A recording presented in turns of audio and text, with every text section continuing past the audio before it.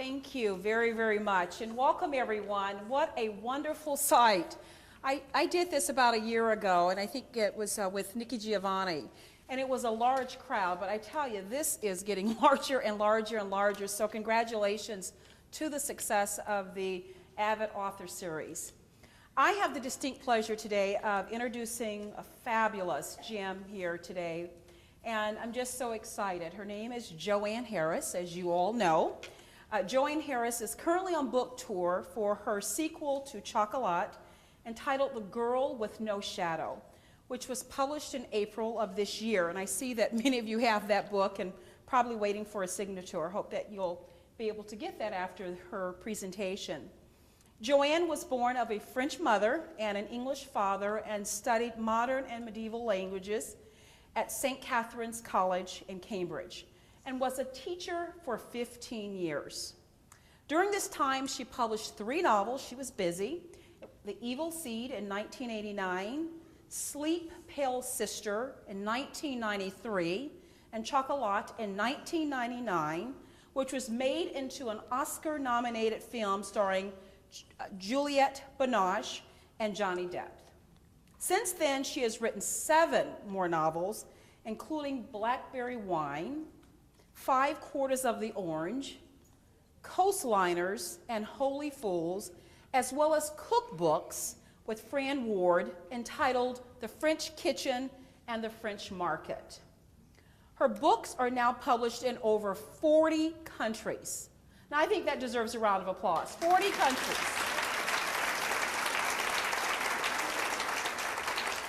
And have won many, many awards, number of British and international awards. Now, if that isn't enough excitement in her life, JoAnne also plays the bass guitar in a band first formed when she was 16. She is currently studying Old Norse and lives with her husband Kevin and her daughter Anushka, about 15 miles where she was born. Being a linguist and a musician, JoAnne is sensitive to the notes and rhythms of the words, the varying lengths of phrases, and the individual sounds of the different voices. Please welcome and let's show a lot of Iowa love for JoAnne Harris.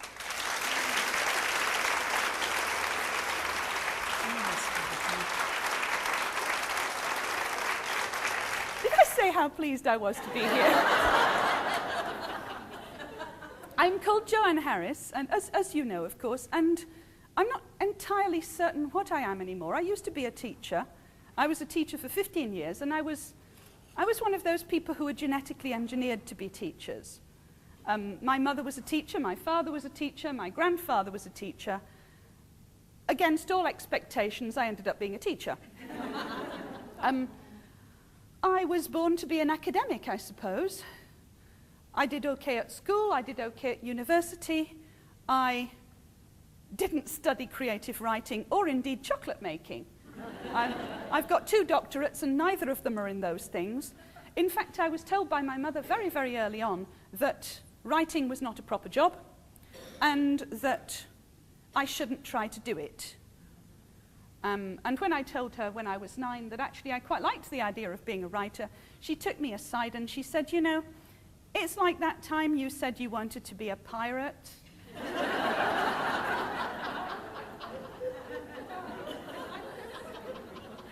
And she showed me a shelf of books by 19th century French novelists that she had studied in her youth.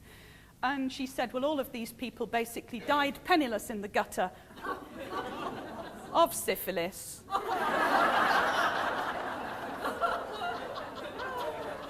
And you would do much better to have a plan B.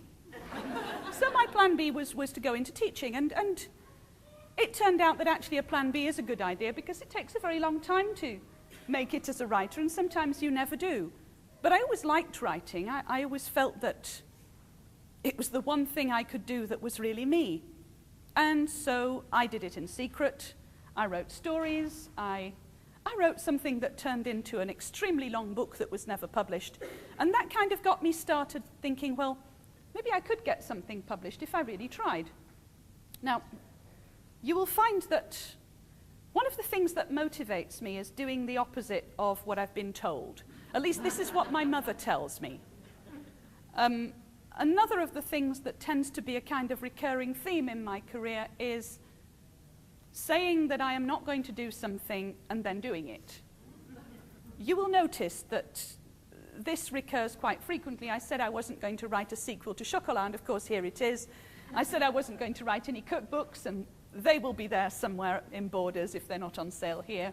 I said I wouldn't write about being a teacher, and the novel came out 2 years ago. It's called Gentlemen and Players, and I still have to lie when I meet pupils I have taught and colleagues I've worked with and say that actually that grammar school bears no resemblance whatever to grammar schools living or dead that I might have worked in because, you know, I found that I was just waiting too long for some of my colleagues to die.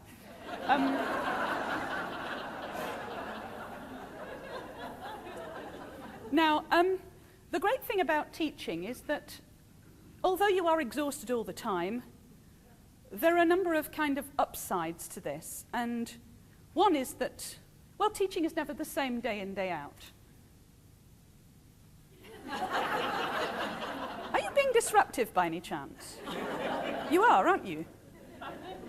Yeah, you get a sense of working with reasonably intelligent, stimulating people on a fairly daily basis, and that is rather nice. And from a creative point of view, it's essential to be around people, because actually, if you want to write about other people as opposed to just yourself, and I recommend it because writing about oneself gets old very fast, then you have to have contact with people.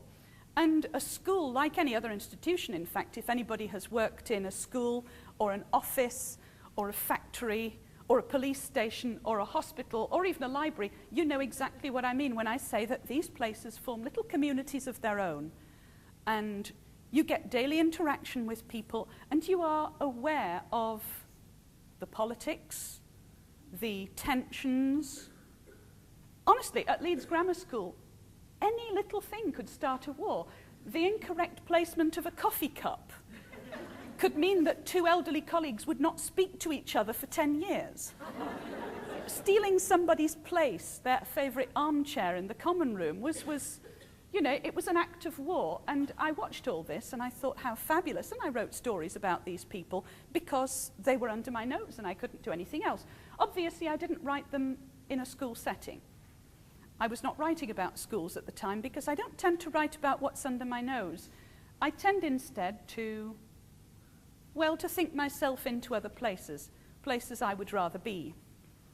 And Leeds Grammar School was not necessarily the sort of place that a young female teacher would rather be, because it was a private school. It was all boys. There were 2,000 boys. There were 3 female members of staff, one of which was full-time, and that one was me. The place was built in 1552, which makes it older than your culture, actually. And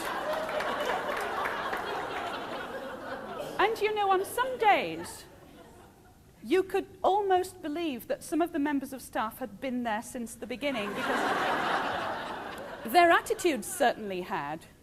And there were an awful lot of elderly men who were very set in their ways, who did not want lady teachers, who felt that women teachers were the thin end of the wedge, and who made it their business to make my life as uncomfortable as possible. There was one called Mr. Briers, who used to keep pretending that I was one of the boys.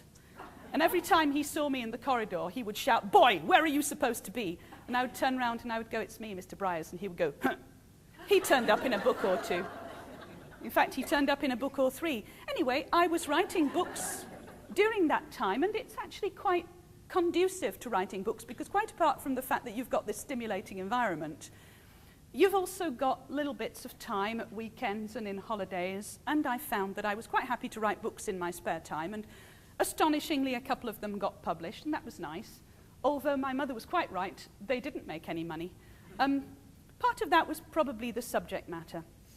Now, I blame my mother for this, because, dear woman as she is, she had a certain number of arrested ideas about what I ought to be reading.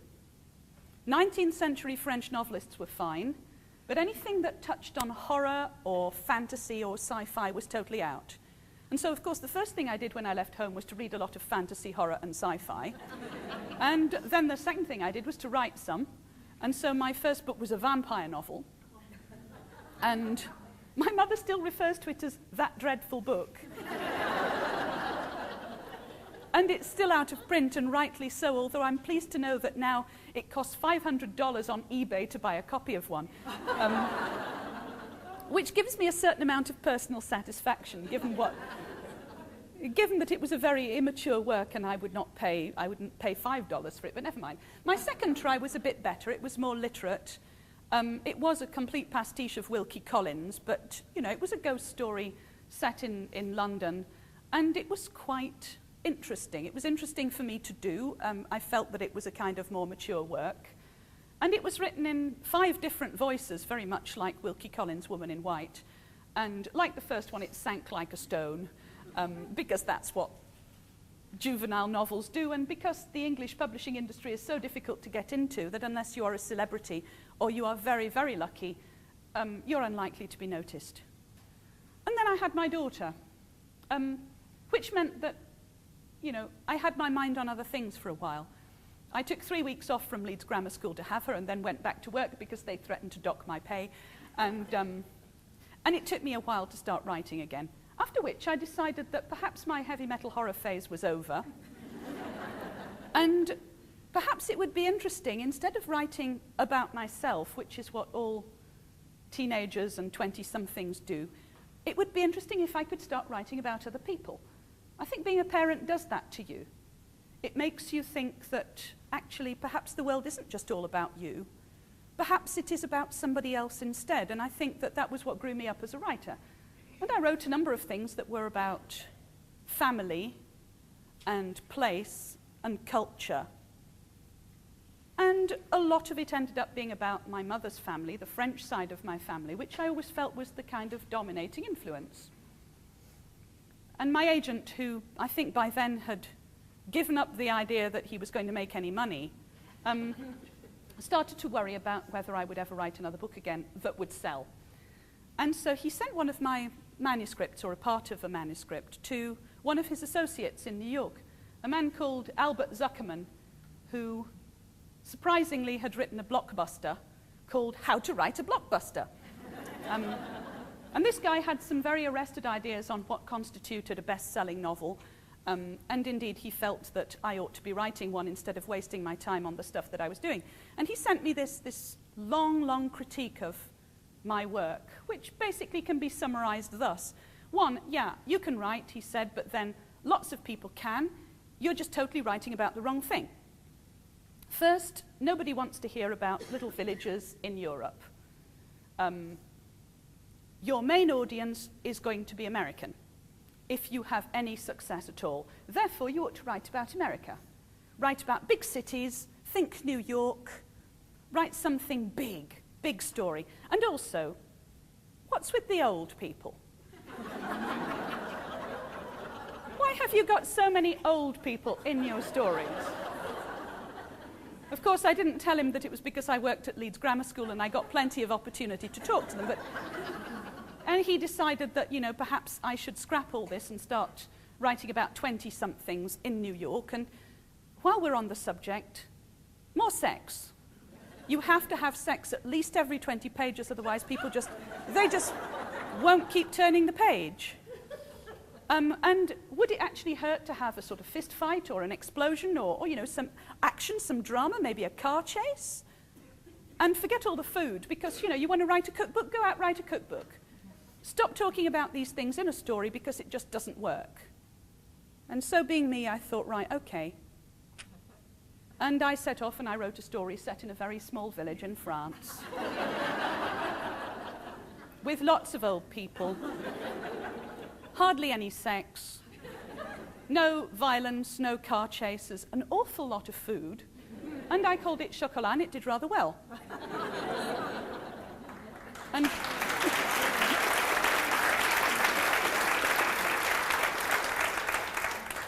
And it was at this point that I realized that actually I loved doing the opposite of what I'd been told, and perhaps this was where my voice was going to come from, because I was very good early on at pastiching other people's styles, but it had taken me a long time to find my own style. And I realized that actually this was what I wanted to write about. I wanted to write about the chemistry of small communities, of what a volatile chemistry it is, of the kind of tensions between people, of the generations, of how they interact. Because actually, I must be in a minority in writers, but I actually think it's very important to know all the generations. I was brought up by my grandparents. I knew my great-grandmother, who was an enormously formative influence. And my daughter is lucky enough to have been in the same position. And I feel that, you know, I was lucky to have access to the stories and the experiences of these people, and a lot of them have found their way into my books. Blackberry Wine was about my English grandfather, who has a long and complicated story of his own, some of which came out into the book.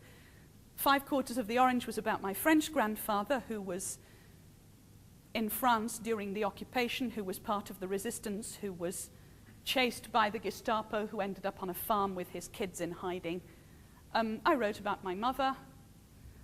I found actually that I cared much more about this kind of thing than just inventing characters from nowhere, and it wasn't quite autobiographical, but it wasn't quite made up either. And I felt that it gave me a sort of connection. My mother still doesn't admit it's a proper job, but now she gets to translate my books into French, which I take as a sort of personal victory, and although she is far too stubborn to say anything as simple as "well done," she does give a lot of my books to other people, which I take as a step in the right direction. Anyway, Chocolat was the first step in, well, towards something different. And I didn't want to follow up Chocolat for a long time. I didn't want to write any kind of sequel. I knew that there might be another story in those characters. Sometimes you know it instinctively. You know, you can tell at the end of the story whether that story is going to be completely finished or whether there might be some more. I always knew there might be some more, and I knew that it might actually be something to do with Anouk, the little girl in Chocolat who is only 6 and therefore has got a lot of growing up to do, but I didn't want to do it just yet. Partly because my daughter, my Anushka, who was the template for Anouk, hadn't quite reached that age yet, and I wanted to wait for her to be ready so that I could be ready. Also, I genuinely didn't know what happened to Vian and Anouk, and I didn't want to push it because I'm not really in the business of wanting to write the same book twice. And thirdly, I wanted to experiment. I wanted to go different places. I wanted to see what else I could do. And so I wrote short stories. I wrote cookbooks. I wrote a murder mystery. I wrote some historical novels. And I always thought that perhaps one day, if I dared, I might go back to Chocolat. And it's really very much because of the readership that I've got, which is extremely loyal and has accepted an awful lot of funny experimental stuff and has welcomed it and has proved to me that actually most people just want a story. They don't necessarily want the same story. It's partly because of those people that I've come round to finding out where Vian and Anouk have gone. And time has passed for them and for me. Nearly 10 years passed before I finished the story. If indeed it's finished, it might not be. 4 years have passed for Vian Rocher. And for people who don't know her story, it's the story of a woman with a very special sense of timing. She arrives in a small village in a particularly remote part of the south of France, opens a chocolate shop at just the wrong time, the beginning of Lent, in just the wrong place, right opposite the church, and genuinely expects there not to be any kind of trouble. Unfortunately, the parish priest is not what you would call liberal. He has particular ideas about what's good for people, and he doesn't think that chocolate is on the list. And so obviously there is going to be a conflict, and it turns out to be very like a kind of fistful of dollars, if you like, but with more chocolate and fewer guns. In that it is basically the story of a stranger who blows into a small town on the wind, sorts things out, and then blows out again. to go who knows where. And finally, I think I knew where. And Vianne has turned up really in the most unexpected place. I think Vianne must be a bit like me in some ways, because she makes plans, they sound great, and then she does the opposite. So Vianne, instead of settling down, which she had every intention of doing, in one of these little villages, has instead moved to the big city. She's gone to Paris, which is the one place she said she would never go. And she has her reasons. Over 4 years, she's had another child, Rosette, who is going to be nearly 4 years old, and who has a number of behavioral problems. They may also be mental problems. Either way, she's a handful. Her other child, Anouk, is now reaching secondary school age, which is, well, it's an interesting age, isn't it? It's the age where you realize that your child is no longer going to be a satellite of you, but could go pretty much in any direction at all. And it's a worrying age. And one of the things Vianne says in this book, which I agree with completely, is that in some ways, to be a parent is to be afraid forever. They don't tell you this. You sign up to be a parent and you think it's going to be plain sailing, and you think that after they kind of gain some sort of independence, you're going to stop worrying. But that's not true, is it? Because your worrying gets worse, because you have more and more things to worry about. And Vianne has got a bit like that with Anouk, because Anouk is a free spirit, she has a strong personality, and she and Vianne, who had a very, very close relationship, have started to have differences of opinion. One of the problems is that Vianne is not the Vianne that you would recognize from Chocolat Chaud. She has changed. People do, it's sad, it's a fact of life. Well, it's really hard for me to say, because the books are all so different, and some are easy to write, and some are much harder. And so, you know, I get perhaps more of a sense of achievement from the ones that are difficult, but that doesn't necessarily mean that they were more fun. I think my young adult book is the one I've had by far the most fun writing, because I wrote it, I didn't really mean to write a fantasy novel. I was writing basically a bedtime story for my daughter, and I wrote it chapter by chapter, and I had this rapt little captive audience of one that just wouldn't let me stop. And before I finished, you know, I realized that it was going to be a book, and a very long one. And I had such a good time there, because it was basically like being 10 again, but better. Being 10 and also being able to string the words together in the way that I would have liked to have read when I was 10. Besides which, it was the first one of my books that Anushka was actually able to read and really enjoy.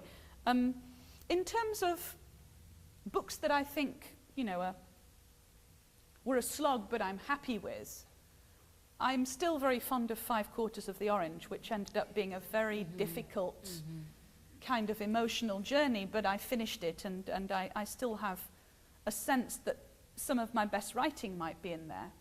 And also Gentlemen and Players, which is my school story, which is a murder mystery, and which I was very worried about, because I'd never written anything like that before, and I wasn't sure whether people would be taken in or not, whether they would be surprised, and most people told me that they were. And I loved writing those voices, and I loved writing those people. And I think Gentlemen and Players contains one of my favourite characters to write of all time, the Latin master, Mr. Straightley, who, in spite of his lack of obvious similarity with me,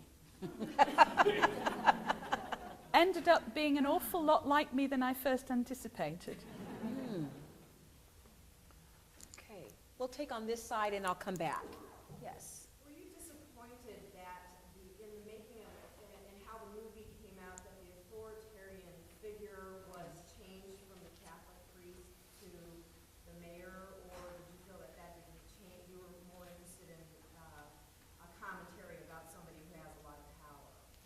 Well, my initial feeling was that it didn't make a huge difference, and some people have really taken umbrage at this one because they felt that something really important went from that. But I don't really think so. I mean, the fact that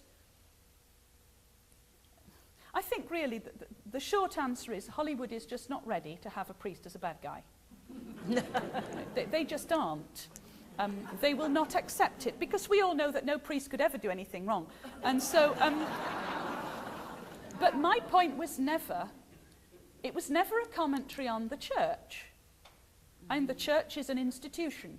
Like all institutions, it is at the mercy of the agendas of the people within it, and there are good people and bad people, and there is corruption in there, like all institutions. But in fact, the point of that character was not particularly that he was a priest, but that he was a man in authority, and he could have been a mayor or a policeman or a politician or pretty much anything where he would have had authority in that village, who basically abused his authority and his ideology because of his own personal agenda of control. And so, you know, the fact that he wasn't a priest really, I didn't feel that it detracted enormously from that story, although I think that, you know, it wasn't terribly brave of them to do what they did. But then Hollywood has never been particularly brave. They do tend to like to modify things to make them easier to swallow for people. I don't think they needed to do that. I think all they needed to do was to show that some priests can be more tolerant than others. And they put a perfectly nice young priest in, on my recommendation, in fact. And they could perfectly well have kept the other one in, and then they would have had a good priest and a bad priest, and they could have just proved that actually not all priests are like that. But, you know, I'm not sure they thought that one through. Okay. We'll go on this side. Did you- American marketing people give you an explanation as to why they wanted to change the title? They thought that shoes sounded like chiclet. So I said, well, you know, don't put a chiclet cover on it. But no, it doesn't compute. I'm not really sure. I think the problem is that marketing people have, well, they have the attention span of a gnat most of the time.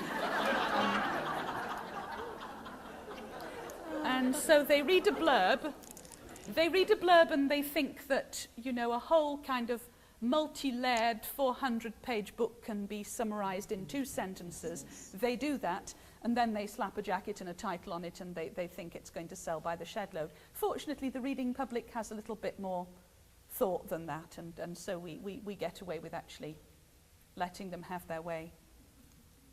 But you should never judge a book by its cover, because the cover is the one thing that an author has absolutely no say over. Okay. Other questions? Don't want to leave anyone out. Okay? When you write a novel, do you know the full storyline, or do the characters develop as you're writing? Did everyone hear the question? We can always Okay, repeat can you the repeat question. the question, Lana? Because No, I I will repeat the question with a microphone on, Okay. assuming people can still hear me. This is about the writing process and whether I know what's going to happen at the end. And the short answer is no, I hardly ever know what's going to happen at the end. I've usually got a sort of general trajectory for the story, and I know that it might go through certain zones, but I'm not quite sure what order it will go through them, or indeed how it's going to conclude, because sometimes you start with a character, and you start with an idea for a plot, and then as your character fleshes out and becomes real to you, you realize that there are certain things that person wouldn't do. And if you start being slave to a plot, or making your character slave to the plot, then your character will not be plausible to people. Because sometimes, you know, you read a book, sometimes you read a thriller or something like that, and you think, that was really convenient for this story, that this character should have done this at this particular time. And as soon as you do that, then you kill your belief in the reality of those characters. And so I try not to do that if I can. And besides which, I've always believed that if I can surprise myself a little bit, then I will probably surprise the readers as well. Whereas if I know exactly what's going to happen, then probably everybody else will know as well, far earlier than I want them to. So I try to keep it fluid. Okay, there was a hand in the back there. I was wondering, on the sale of film rights, is that something the author and the agent actively pursue, or is it just a nice little benefit that comes along? How can I put this? This is about the sale of film rights and whether it's something that the author and the agent actively pursues. I think the short answer is hell yes.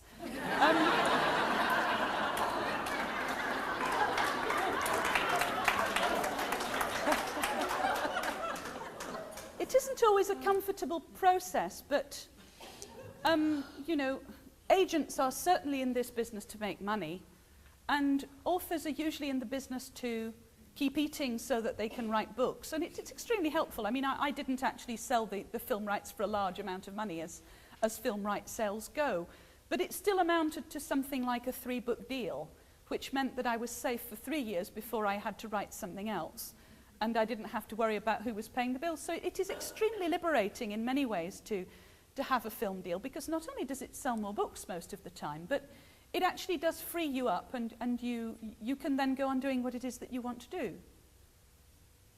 There are certain books that I would not be happy seeing sold as films, because I wouldn't want them messed around too much. And in that case, you just don't sell the rights. Sometimes you have the choice and you just don't sell them. It depends how hungry you are, of course. 5 minutes? Okay. Any question on this side, and we'll go back?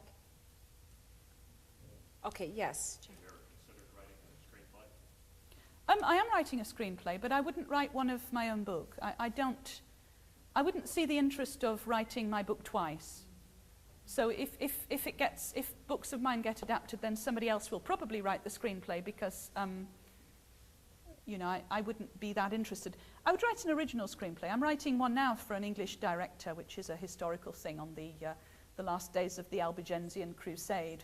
It's like, you know, Pirates of the Caribbean with nuns. It's good fun.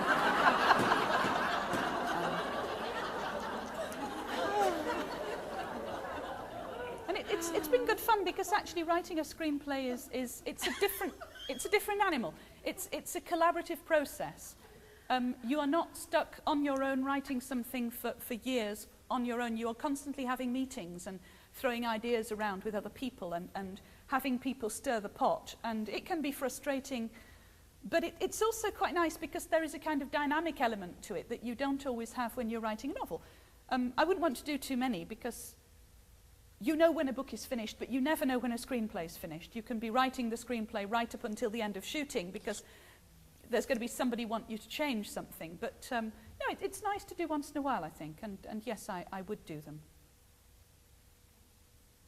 So will there be a movie for this book? Will there be a movie? Who knows? It would be nice.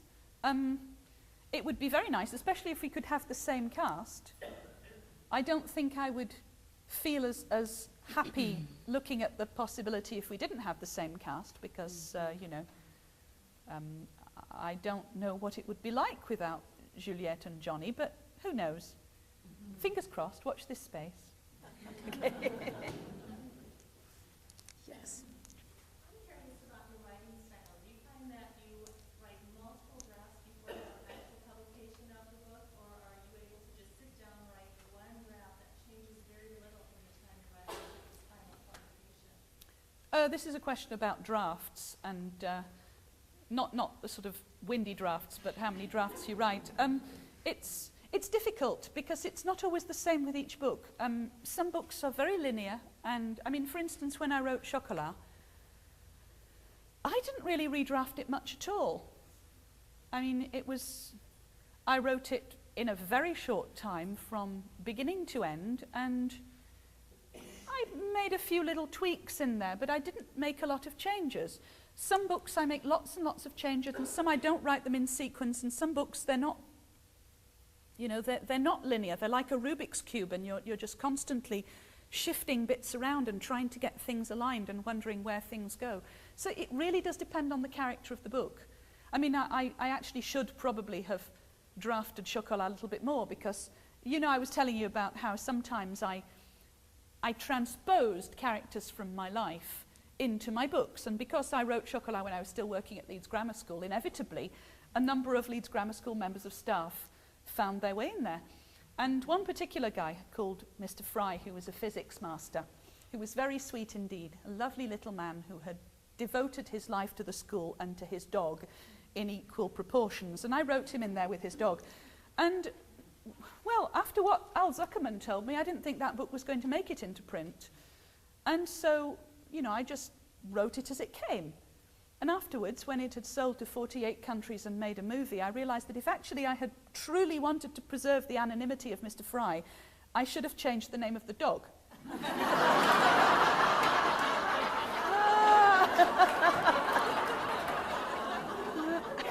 And, you know, and then the movie came out, and 2,000 Leeds Grammar School boys were going, who's going to play Charlie? And so I took him to the cinema to see the movie, and we went to the only cinema in Leeds that would accept the dog. And for 3 hours, every time his character came onto the screen, I would hear the sharp intake of breath, oh my, and the dog would whine. And I felt really bad about all this. And at the end, he sort of staggered out into the light, and I said, okay, what was that like? You know, surely it can't have been that bad. And he looked at me with his eyes like stars, and he said, oh, but Mrs. Harris, they've made me so tall.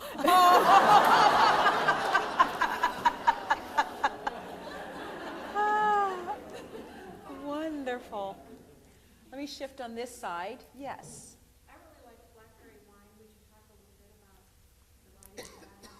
You said something came from your grandfather. Blackberry wine, which is, it's interesting, the number of people who tell me that blackberry wine is their favourite. And it is, I think, certainly the sweetest of my books, in the sense that I tend to do dark and edgy rather more often than I do light and sweet. And this was the one that I wrote after 3/4 of the Orange, although it was published before for complicated marketing reasons. And I did it really partly to take the taste of orange out of my mouth, because that was a dark and bitter book and I really wanted to cheer up. And it was the story of my grandfather, my English grandfather, who, with my English grandmother, pretty much brought me up when I was a kid, because my mother was a teacher. She had me dig this over a weekend. In those days, you didn't take maternity leave. You wisely left school on Friday afternoon, gave birth to your child on Saturday, and then went back to school on Monday morning. And so I was kind of raised by my grandparents, who were delightful, and they were very typical Yorkshire folk. They didn't speak French. For some years, neither did I, which meant that we had a bit of a communication problem. But my grandfather was a gardener, and he was a man with virtually no education, but obviously a lot of intelligence. And he had been a coal miner, and he was from a family of coal miners. And in Yorkshire, you have a sort of, if it's good enough for me, it's good enough for everybody else mentality. And my grandfather, who didn't want to be a coal miner, was kind of pushed into the coal mines by his father, who basically thought that no son of his should have any ideas above his station, which was sad, because spending all your days in a coal mine is no fun at all. And my grandfather liked gardening. And I knew him as a man who was in the garden all his life, but he hadn't spent all his life in the garden. He spent the first 5 years down the pit, mining coal, getting cancer, which kind of followed him around for the rest of his life. In coal mines, you get this really nasty situation where your lungs fill up with coal dust, and it's not good. Anyhow, he was rescued from this by a woman who was the employer of my grandmother, who was the girl he was seeing at the time, who was in service. She was a servant in a stately home. And every third weekend she would go and see my grandfather, who had a little garden on the side in which he would grow flowers and vegetables and fruit, but, you know, flowers. And he would give her these magnificent flowers, which she would take back to the stately home. And because she had a little room in the garret, she would put them on the big table in the hall so that she could see them all day as she worked. And one of the ladies of the house finally said, "Frances, you have to stop buying me these flowers because it must take all your money." And my grandmother said, "No, they're from my young man, he grows them." And the woman got very excited and she asked more questions, and the upshot of it was that she offered my grandfather, who was about 22 at the time, a job as head gardener in this house. And there was an orchard, and there were beautiful manicured gardens and lawns, and there was an enormous vegetable patch, and it got him out of the coal mines, and he married my grandmother and moved in. And then came the war, I'm aware that this is getting a long story, never mind, bear with me, because there is a point to all this. Then came the war, and my grandfather, who had obviously had this lung problem down the pit, was judged unfit for active service. And he was very ashamed of this because, you know, everybody else was going off to fight the Germans. And so what he did, which I thought was immensely brave, he gave up his job, which he could have kept, at the stately home, his gardener's job, and instead he opted to go down the pit again and to mine coal for the war effort, because that's what you did if you wanted to contribute. And of course, after the war ended, he realized that actually they weren't going to let him leave, and he ended up basically being a miner nearly for the rest of his life. And when he retired, he got an allotment, and in the allotment, he grew his fruit and his vegetables, and this was when I was born, and I remember him always in his allotment, and he would make these jams and these jellies and these wines from all the fruit that he grew there. And when he died, I had to empty his cellar. And at the bottom of the cellar, there were all these bottles of wine that had names like Rhubarb 1974 and Blackberry 1963, and I didn't know what to do with them. I just couldn't throw them away, and I couldn't drink them either. And so instead I wrote a book about them and about him. And with the proceeds I bought myself a big house with a garden and an orchard and fountains and lakes and flower beds. And occasionally I still see him pottering around there among the rhubarb, and I'm sure it's him.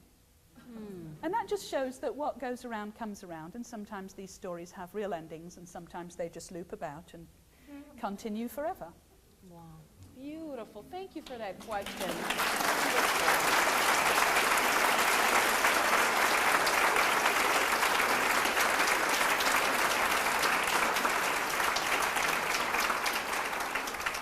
Ladies and gentlemen, this phase of our time with JoAnne must come to a close. I'm seeing the signs here, but JoAnne, we thank you for sharing a part of yourself with us and having the words in your book come to life by hearing your voice and reading those lines. And we just thank you for your wonderful works and sharing that with us. Thank you very much. Thank you. And thank you for moderating.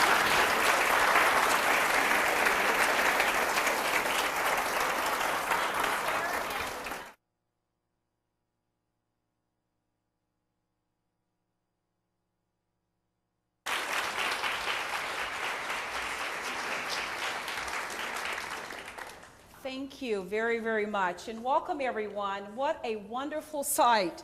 I did this about a year ago, and I think it was with Nikki Giovanni. And it was a large crowd, but I tell you, this is getting larger and larger and larger. So congratulations to the success of the AViD Author Series. I have the distinct pleasure today of introducing a fabulous gem here today. And I'm just so excited. Her name is JoAnne Harris, as you all know. JoAnne Harris is currently on book tour for her sequel to Chocolat, entitled The Girl with No Shadow, which was published in April of this year. And I see that many of you have that book and probably waiting for a signature. Hope that you'll be able to get that after her presentation. JoAnne was born of a French mother and an English father and studied modern and medieval languages at St. Catherine's College in Cambridge, and was a teacher for 15 years. During this time, she published 3 novels. She was busy. The Evil Seed in 1989, Sleep, Pale Sister in 1993, and Chocolat in 1999, which was made into an Oscar-nominated film starring Juliette Binoche and Johnny Depp. Since then, she has written 7 more novels, including Blackberry Wine, 5 Quarters of the Orange, Coastliners, and Holy Fools, as well as cookbooks with Fran Ward entitled The French Kitchen and the French Market. Her books are now published in over 40 countries. Now, I think that deserves a round of applause. 40 countries.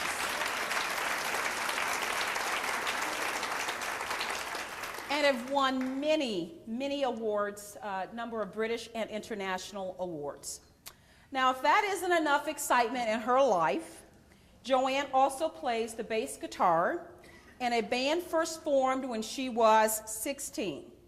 She is currently studying Old Norse, and lives with her husband Kevin and her daughter Anushka, about 15 miles where she was born. Being a linguist and a musician, JoAnne is sensitive to the notes and rhythms of the words, the varying lengths of phrases, and the individual sounds of the different voices. Please welcome, and let's show a lot of Iowa love for JoAnne Harris.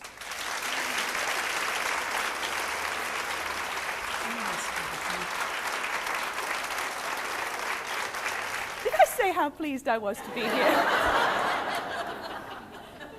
I'm called JoAnne Harris, and as you know, of course, and I'm not entirely certain what I am anymore. I used to be a teacher. I was a teacher for 15 years, and I was one of those people who were genetically engineered to be teachers.